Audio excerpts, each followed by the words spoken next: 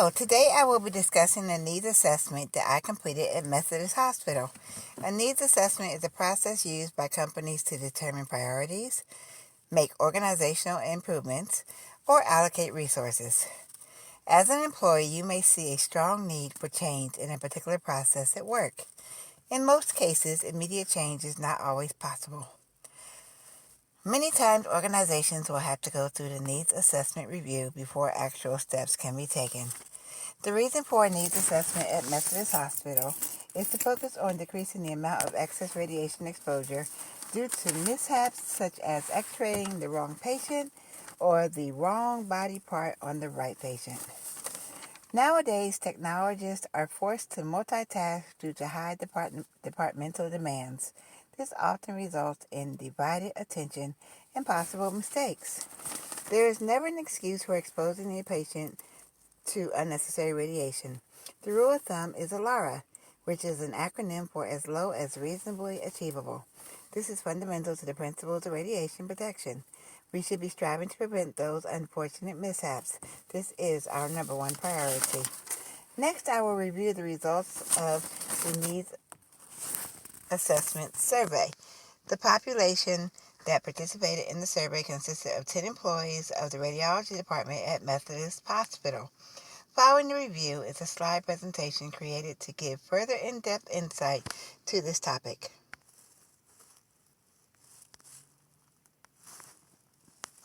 To reduce the possibility of x-raying the wrong patient, do you think it would be beneficial to have a picture of the patient on the requisition, yes or no? 60% or 6 people said no. 40% or 4 people said yes. Do you think 2 patient identifiers is effective in patient identification? Yes or no? 10% or 1 person said no. 90% or 9 people said yes. Is patient safety accountability a method for solving negligence with a hospital organization? Yes or no? 10% or 1 person said no. 90% or 9 people said yes. Do you think management provides adequate training to reduce staff from making patient errors? Yes or no? 20% or 2 people said no. 80% or 8 people said yes. On a scale of 1 to 5, 1 being the lowest, 5 being the highest, how much do you think poor communication with coworkers contributes to patient errors? 20% or 2 people thought that they did not. 70% or 7 people felt that they did. 10% or 1 person was undecisive. On a scale of 1 to 5, 1 being the lowest, 5 being the highest, how does workload contribute to patient examination error? 20% or 2 people felt that it did not. 50% or 5 people felt that it did. 20% or 2 people weren't certain. And 10% or 1 individual had no response at all. This concludes the needs assessment survey. Thank you. X-raying the wrong patient. Imaging 412. Mildred Williams. Medical error definition. A medical error is a preventable adverse effect of care, whether or not it is evident or harmful to the patient. This might include inaccurate or incomplete diagnosis or treatment of a disease, injury, syndrome, behavior, infection, or other ailments. Types of medical errors that occur in radiology. Radiology is a procedure-based service. It is essential that the correct procedure be completed on the correct patient. To uphold such standards, in 2004, the Joint Commission enacted the Universal Protocol. This was designed to ensure that appropriate steps are followed to prevent wrong patient identity, wrong surgical site, and wrong scheduled procedure mishaps from occurring. The Pennsylvania Era Safety Report. In 2009, the Pennsylvania Patient Safety received reports of 652 events in radiology departments. The results were as follows. Wrong procedure or test, 50%. Wrong patient, 30%. Wrong side, 15%. Wrong site, 5%.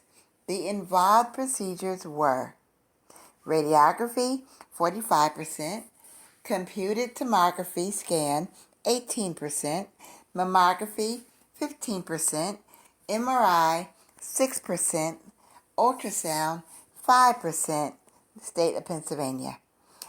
This report demonstrates that errors in identification of both patients and procedures occur in most areas of radiology services are needed to be addressed departmentally to achieve a elimination of these errors. Reasons for misidentification in the radiology department. Number 1, failure to confirm patient identity. Number 2, patients having duplicate names. Number 3, lack of communication. Number 4, distracted employees. Number 5, understaffing in high-demand working environments leading to overworked staff. The role of poor communication in misidentification of patients.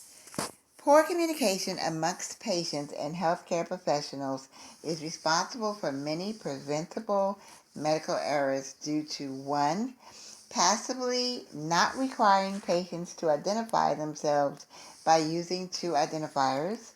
Number 2, lack of communication in the work environment amongst medical professionals. Number 3, suboptimal use of department computers by selecting the wrong patient on the work list.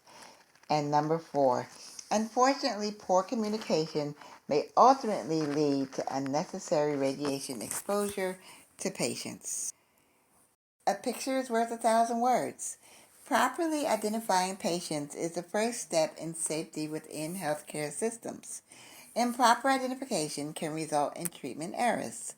As a result, many organizations are now having patients take a picture that will be uploaded into the patient's electronic medical record.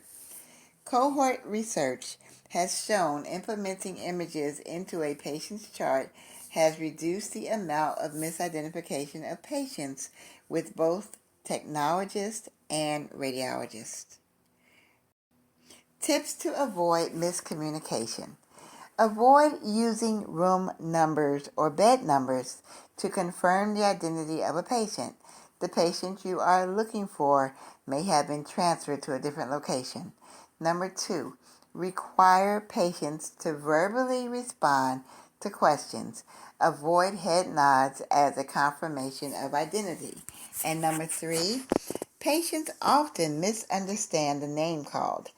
Ask the patient to state their name rather than passively agreeing to the name that was read from the requisition. Opportunities to strengthen the gaps. Number 1, photos of patients should be uploaded into EMR. Number 2, enough staffing should be provided to meet the demand. Number 3, a two-patient identifier method should be implemented. Number 4, patient safety accountability should be enforced. And number 5, proper communication during the handoff of a patient from one provider to another. Organize strategies that mitigate preventable identification errors. Number 1, observe and enforce compliance of patient identification policies. Number 2, develop a campaign to promote patient awareness of identification protocols. Number 3, conform to the Joint Commission's acceptable identifiers. They are patient's name, birth date, medical record number, or patient-specific identifier, for example, telephone number. And number 4, provide ongoing training and assessment of staff competency in sustaining an error-free patient environment.